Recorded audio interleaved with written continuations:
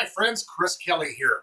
Hey, that time of the week, wanted to look at what's going on statistically in the wide world of real estate here in Portland Metro, that is, and maybe talk a little bit about change or the lack thereof.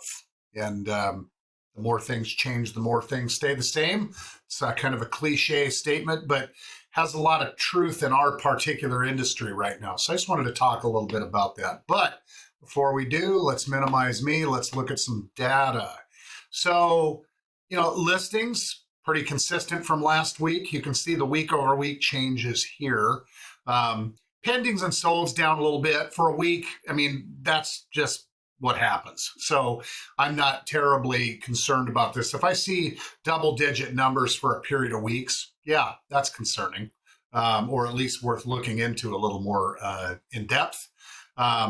Changes from last year, we're still down some. I mean, you notice this number has consistently been a negative week in and week out for quite a while, but not dramatic. So, I think that at the end of the year, when 2024 comes to a close, we'll see that we weren't dramatically off of 23 in total units, probably both nationally and locally.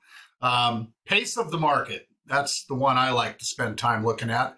Down here, the pace of the market, though there's less total units selling, the ones that are selling at a pretty decent clip, just like they were last year, which is not dramatically off from the COVID craziness. The difference is, again, average, median, right? Average on the left, median on the right. The average and median were pretty relatively close together, right? Again, that just means that everything was selling in a relatively fast manner. The average and median here are different. It's not dramatically different. 5 on 22, what is that? 5 times 4, so 4.5 times. 10 times 6.5 times. So it's different, but it's not dramatically different, but it is different. So the bigger that spread, what that means is that the majority of houses are selling pretty quickly, but there's some stragglers out there that are really sitting. And so the bigger that spread, the more it becomes evident that just everything isn't selling, which means you have to be right on price. Since I posted last week, we listed and sold a house in a day with multiple offers at over full price. That still happens. But I'm going to tell you, I tell this to people all the time, right? Price, presentation, exposure, in that order. It's what sells a piece of real estate. It's what sells anything, really. But if you're priced right and you present really well, the house is gorgeous, it's pristine, it shows well, you're going to sell quickly. You're going to be that 10-day or less listing. If you're pristine but you're mispriced, it's possible you're just not going to sell. You might get showings. If you're not pristine and you're mispriced, you're one of the ones that screws up the averages because it's going to sit for a long time. It's just how it is. So it matters more, in that crazy market we had in 21, 22, you could, on a 1 to 10 scale, you could be a 3 on a 10 scale and still sell. Right now, you need to be a 7 or better to sell quickly, and 8 or better to sell really quickly and for at or more money. That's more normal. That's how the market typically works. So, not a bad thing. It's just a thing to be aware of. So, and as far as price, it just keeps kind of doing its thing, comes up a little, comes down a little. But, the median sales price in Portland Metro this week was $550. The average $670. So there's definitely some stuff that's bigger in price that's pulling that average. That's a pretty decent spread between. But, it's not a different spread than the year before or the year before. So at any rate, all in all, nothing terribly exciting or dramatic.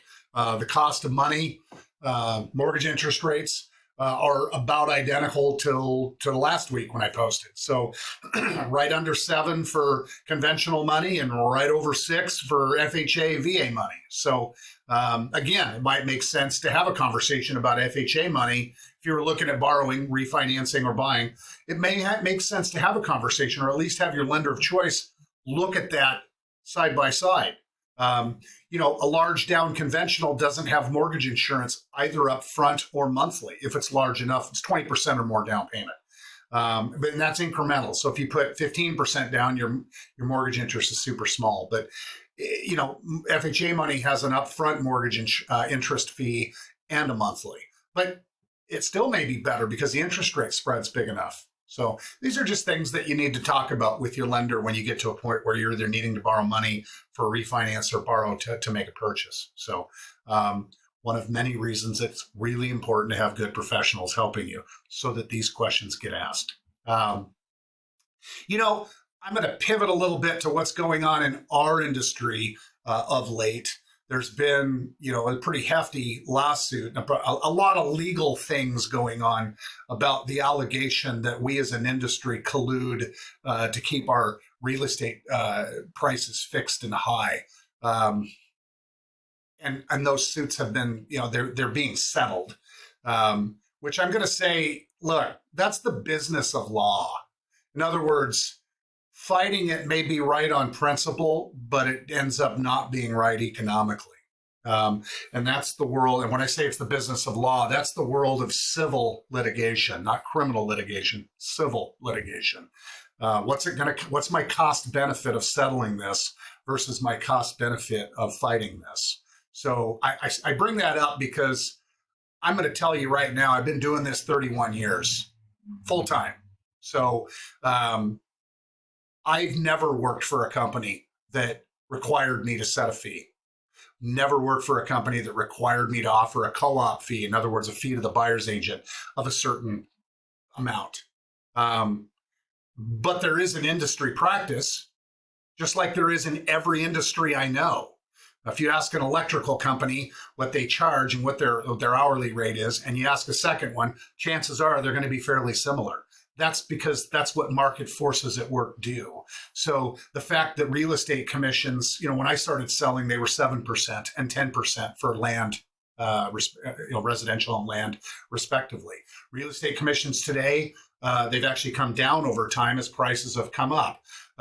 Real estate commissions today typically live somewhere between 5 and 6%, with the buyer side getting somewhere between 2.25% and 2.5%, whether you're working in Vancouver or in Portland Metro.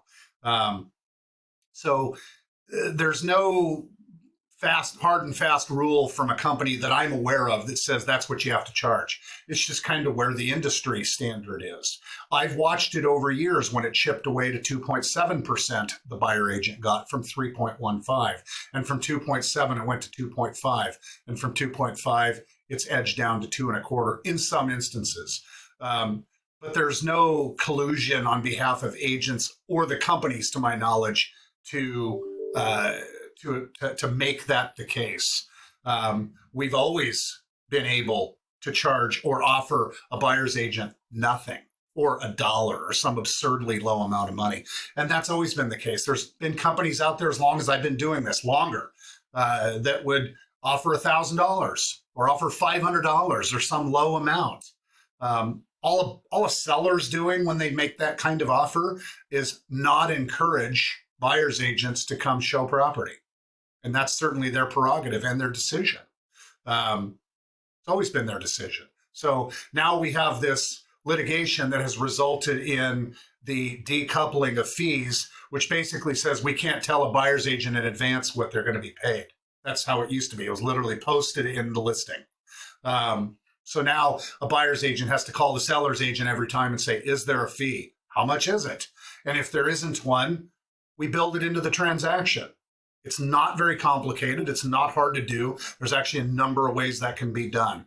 But this notion that buyers are going to have to start paying their brokers and physically writing checks for brokerage services en masse, I do not see that happening in practice. I just don't. The fee will end up getting built into the transaction.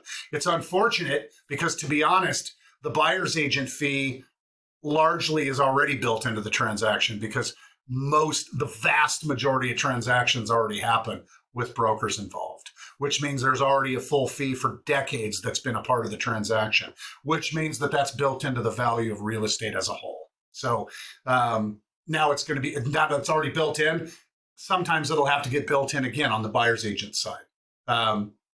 So it's a little bit crazy, and it'll take a bit to figure out how it actually settles out in practice. But the long and short of it is buyers will now be required come August to sign a contract for services with a broker, with a person like me.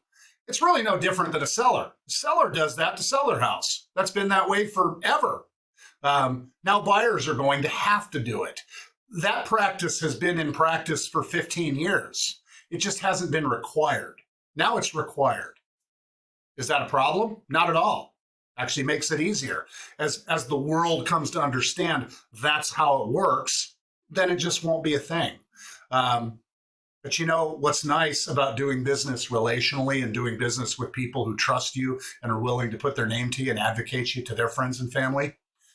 This is just not as big of a conversation. So for a lot of us that do business relationally, this is just not near the thing that it is for somebody that, makes their living on Zillow leads or similar. So anyway, I wanted to talk about it because it's getting closer to being a thing in practice. I think it comes into being in August, and I just thought that it was worth talking about. I am happy to have this conversation with anybody that wants to have it. There's a lot of misinformation on this out there. We talk to people that are like, oh, I'm not going to pay a fee. You probably won't have to pay a fee in practice. So again, happy to have this conversation with anybody and answer any questions that people might have. I'm not here to sell shock and awe. I don't monetize views or clicks. So, I'll just tell you the way it is. Anyway, as always, we're here to help. We're here to get good information so you can make good decisions when it's time to make decisions around real estate. So give us a call and let us know how we can be helping. And as I always say, till the next time.